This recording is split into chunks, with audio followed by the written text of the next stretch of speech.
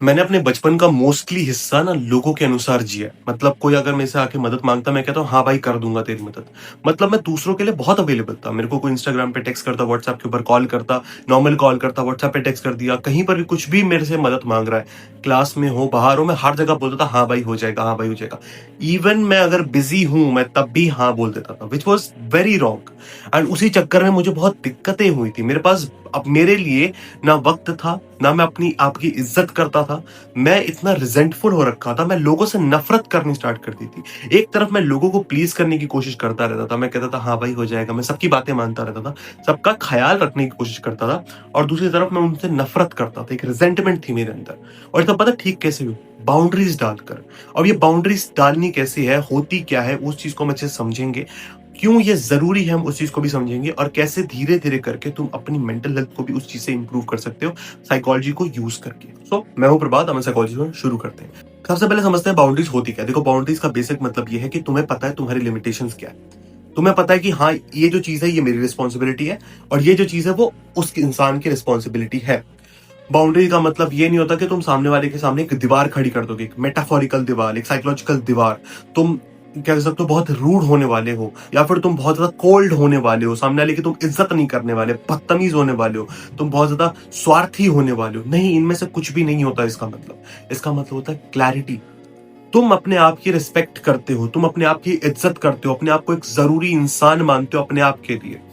ठीक है? इसका मतलब ये नहीं तुम सामने वाले को नहीं मानते हो ये सारी चीज़ें, तुम सामने वाले की इज़्ज़त करते हो, सामने वाले से प्यार करते हो, ठीक है? सामने वाले को भी एक इंसान मानते हो, लेकिन अपने आप की भी कदर करते हो, ये ज़्यादा इम्पोर्टेंट है, ठीक है? तुम ये समझते हो कि मेरी एनर्जी, मेरा टाइम, मेरी इमोशनल कैपेसिटी, मेरी नॉलेज, मेरा पैसा, ये सब कुछ मेरा है और ये मेरी ज़िम्मेदारी है, मैं इस चीज़ की इज़्ज़त करता हूँ, ठीक है? यहाँ पर बाउंड्रीज़ तुम्हें समझना पड़ेगा कि ये आ रही होती है इज़्ज़त से, खुद की इज़्ज़त करना, एक हाई सेल्फ एस्टीम होना, बहुत ज्यादा नहीं, ठीक ठाक।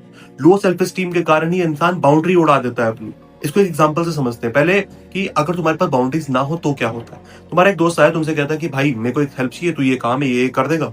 अब तुम बिजी हो या फिर फॉर सम रीजन तुम्हारा काम करने का मन नहीं है और तुम्हारा मन है कहने का नो, मैं नहीं कर सकता मदद तेरी, तो लेकिन तुमने कह दिया हाँ ठीक है मैं कर दूंगा। क्या हुआ? अंदर से तुम इरिटेट हो रहे हो, तुम्हारा दिमाग खराब हो रहा है कि यार पागल है क्या, क्यों हाँ कर दिया, क्यों फालतू में तूने इतना सारा काम ले लिया, तुझे नहीं करना चाहिए था। लेकिन वहीं अगर तुम्हारी बाउंड्रीज होती तो क्या हुआ? सामने वाला आया, उसने पूछा कि भाई ये वाला काम है कर देगा, तुमने सीधा बोल दिया कि यार आई एम सॉरी, मैं अवेलेबल नहीं हूँ राइट नाउ, या फिर आई एम सॉरी मैं थक गया हूँ, या फिर जो भी तुम्हारा रीजन है, तुमने ये चीज बताया बस। कोई गिल्ट ट्रिप नहीं, कोई फालतू के इमोशंस नहीं सोचे, सिंपल समझा कि हाँ यार ये चीज है और मैंने इस चीज को ऐसे जैसे स्टेट करना था मैंने कर दिया। इस चीज को और ढंग से समझने के लिए तुम्हें ऑथेंटिक सेल्फ वाली वीडियो देखनी चाहिए जो कि मैंने पिछले वीडियो बनाई थी। तुम चाहो तो उस चीज को देख सकते हो। लेकिन इन बाउंड्रीज के पीछे साइकोलॉजी क्या चल रही होती है? देखो, कोई भी अगर हेल्दी बाउंड्री है वो बनती कैसे है, फिर किस चीजों से कनेक्टेड होती है? पहली सेल्फ वर्थ, तुम अपने आप को किस तरीके से देखते हो। दूसरी, तुम अपने बारे में कितना जानते हो, तुम्हारे पास एक खुद की आइडेंटिटी की क्लैरिटी है, अपनी कमियां खामियां, अच्छी चीजें बुरी चीजें, कॉम्पिटेंस ऑटोनॉमी, तुम्हें सब कुछ अपने बारे में पता है कि हाँ मैं इस वक्त तक मैं लोगों को झेल सकता हूँ, इस वक्त के बाद नहीं। इस चीजों पे अगर लोग मेरे से बात करेंगे मैं बहुत ज्यादा अच्छे से बात करूंगा, इन चीजों पे अगर उन्होंने बात करी मैं उनसे बात अच्छे से नहीं करूंगा, या फिर मुझे इन चीजों पे बात करना पसंद नहीं है, चाहे वो पर्सनल हो, प्रोफेशनल हो या फिर किसी भी चीज में हो। तुम्हारे को पता है कि हाँ तुम क्या हो नहीं हो। तीसरा, कि तुम अपनी भावनाओं को रेगुलेट कर पाते हो, उन्हें कंट्रोल कर पाते हो ढंग से कि तुम्हें कब खुश होना है कब दुखी होना है। मैं ये नहीं कह रहा ऑटोमेटिक, नहीं ऑटोमेटिक रिस्पॉन्स नहीं, तुम अपने आप को कंट्रोल कर पाते हो। कहीं पे बहुत ज्यादा लोग चिल्ला रहे हैं फिर भी तुम अपने आप को शांत रख पा रहे हो, this is called emotional regulation.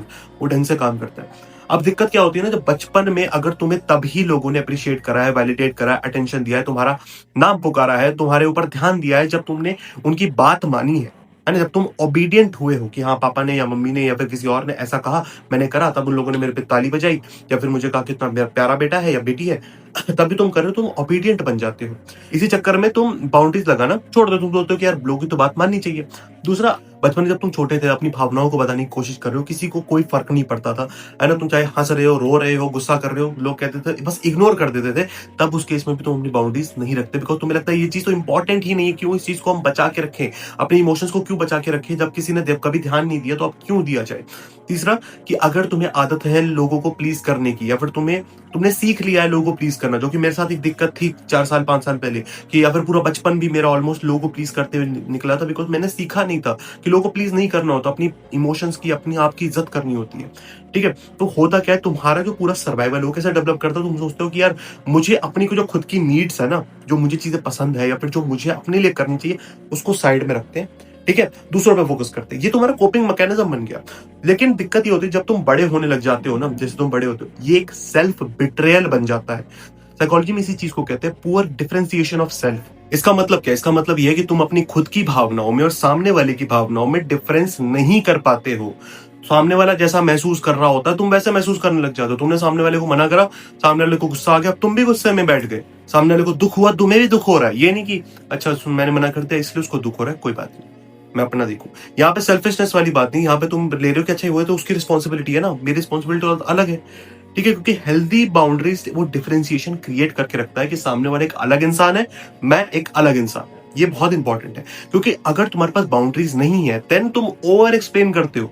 सामने वाले को तुमने मना कर दिया, तुम उसको कह रहे हो यार देख यार मैं ना बिजी हूँ, ये है वो है, मैं पक्का तेरी नेक्स्ट टाइम मदद कर दूंगा, इस बार क्या हो गया ना मैं यहाँ पे बिजी हो गया यार, देखियो पक्का नेक्स्ट टाइम मैं मदद करूंगा यार, तो प्लीज बुरा फील मत कर। क्यों इतना एक्सप्लेन करना है?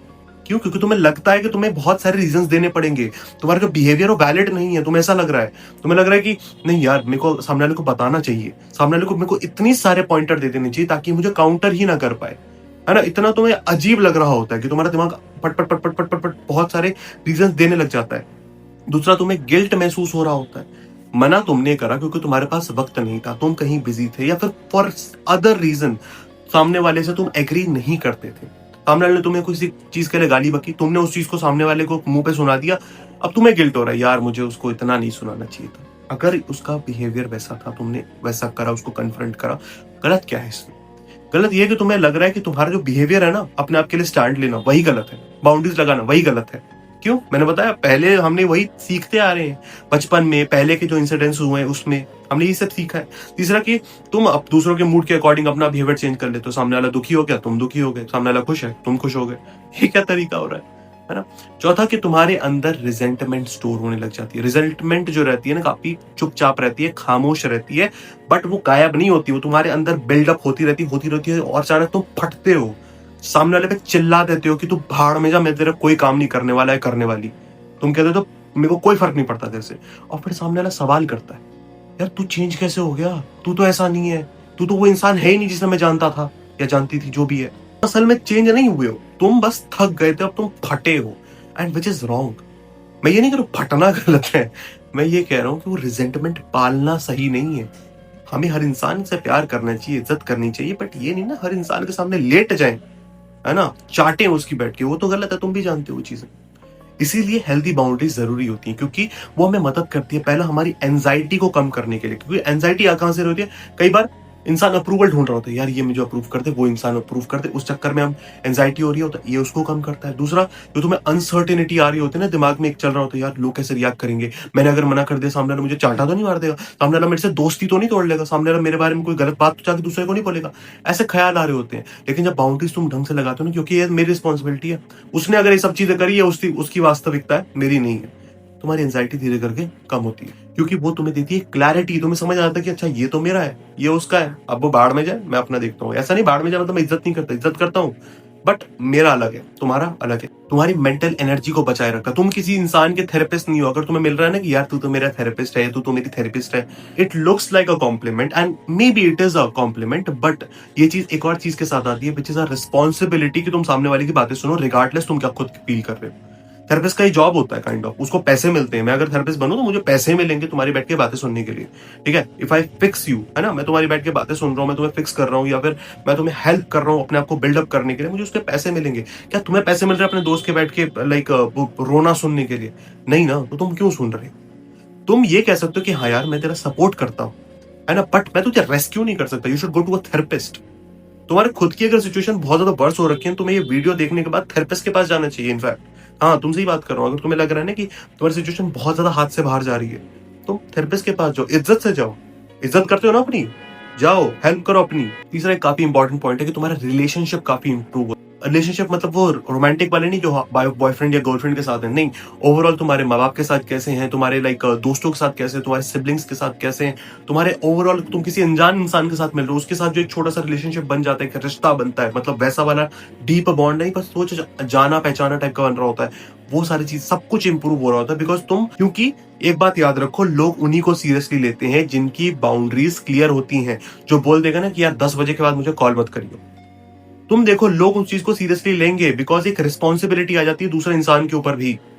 वहीं अगर तुम हमेशा अवेलेबल हो, कोई इज्जत नहीं करने वाला, और ये बात तुम भी जानते हो। कहीं चौथा की सेल्फ रिस्पेक्ट बनाता है वो तुम्हारी, जो कि बहुत ज्यादा इंपॉर्टेंट है। तुम्हें समझ आता है कि यार मेरी खुद की जो जरूरतें हैं वो मैटर करती हैं, वो जरूरत है, उन्हें मैं जरूरत का मुझे दर्जा देना चाहिए, उस पर मुझे ध्यान देना चाहिए। होता क्या, तुम अपने आप को प्रोटेक्ट करने के चक्कर में, हाँ तुम एक प्रकार से अपने आप को प्रोटेक्ट ही करो ना, जब तुम दूसरे की हेल्प कर रहे हो। जब तुम सोच रहे हो कि मैं तो काइंड हूं, मैं दूसरे की हेल्प करूंगा, नहीं, तुम काइंड नहीं हो। तुम अपने आप की एक प्रकार से मदद करने की कोशिश कर रहे हो, बट तुम कर नहीं पा रहे हो। तुम सामने वाले के लिए इसीलिए बहुत ज्यादा अवेलेबल हो, बिकॉज तुम्हारे लिए कोई नहीं है ना। इस चीज को हम अच्छे से किसी दिन साइक्लो एनालिटिकली समझने की कोशिश करेंगे, तो उसमें बहुत ज्यादा डीप जाएंगे इस पर्टिकुलर पॉइंट पे। अब हम बात करते हैं कुछ प्रैक्टिकल स्टेप्स के बारे में, जिससे तुमको समझ आएगा कि बाउंड्रीज को कैसे बनाया जाता है। सबसे पहले समझो कि क्या क्या चीजें तुम्हें परेशान, कौन से ऐसे पॉइंट है, कौन सी ऐसी बातें हैं जिसपे तुम सामने वाले की बात पे एग्री कर देते हो, तुम ना चाहते हुए भी सामने वाले की बात मान लेते हो, ना चाहते हुए भी कड़वा घूंट पी लेते हो। कौन कौन सी ऐसी बातें हैं वो आइडेंटिफाई करो। देखो कि यहाँ पर क्या हो रहा है, क्या तुम इमोशनली बहुत ज्यादा अजीब महसूस कर रहे हो, फिजिकली बड़ा अजीब है, तुम्हें गिल्ट हो रहा है, ये सारी चीजों को तुम्हें देखना, ऑब्जर्व करना। अच्छा, यहाँ पर मैं गिल्ट मुझे महसूस हो रहा था, यहाँ पे मैंने अपने आप के लिए स्टैंड नहीं लिया, यहाँ पे मुझे सेल्फ एस्टीम का इशू था। ये सारी चीजों को देखो, परखो, ठीक है। यहाँ पे कुछ फिक्स नहीं करना है, देखना ही नहीं।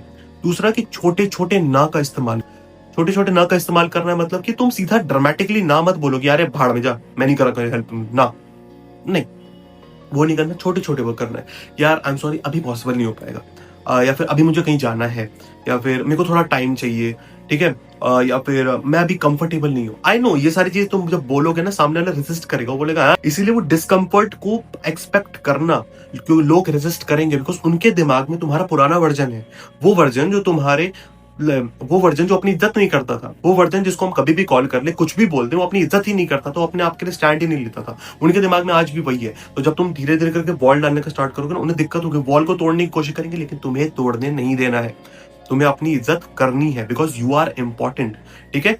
इसलिए हमें ओवर एक्सप्लेन भी नहीं करना है। कोई भी चीज अगर तुम्हें सिंपल है कि अगर तुम वो काम नहीं कर सकते हो, या फिर तुम अपने लिए स्टैंड लेना चाहते हो, सिंपल और बिहेवियर को करो। ये मत सोचो कि यार इसके कॉन्सिक्वेंसेस क्या होंगे। कॉन्सिक्वेंसेस बेसिक वाले सोचने हैं, ये नहीं यार इंसान ने मेरे से दोस्ती तोड़ ली तो, इसने ये कर दिया तो, वो कर दिया तो। ये बहुत ज्यादा लोग सोचते हैं इन चीजों के ऊपर, नहीं सोचना है उतना।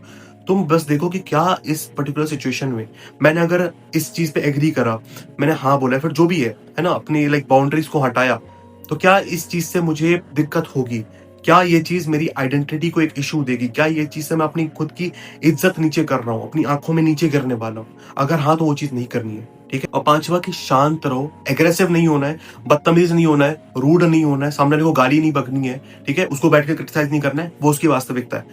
हमें शांत रहना है, ठीक है। घर जाओ, मेडिटेट करो आराम से, अपने आप को समझाओ कि हाँ everything is going to be all right, ठीक है ना। गुस्सा में आना नहीं है, हमें गुस्से नहीं करने, हमें सामने वाले में गुस्सा नहीं करना है। हमें बाउंड्री आराम से, प्यार से, बहुत ही कामली, कॉन्फिडेंस के साथ लगाती जानी है।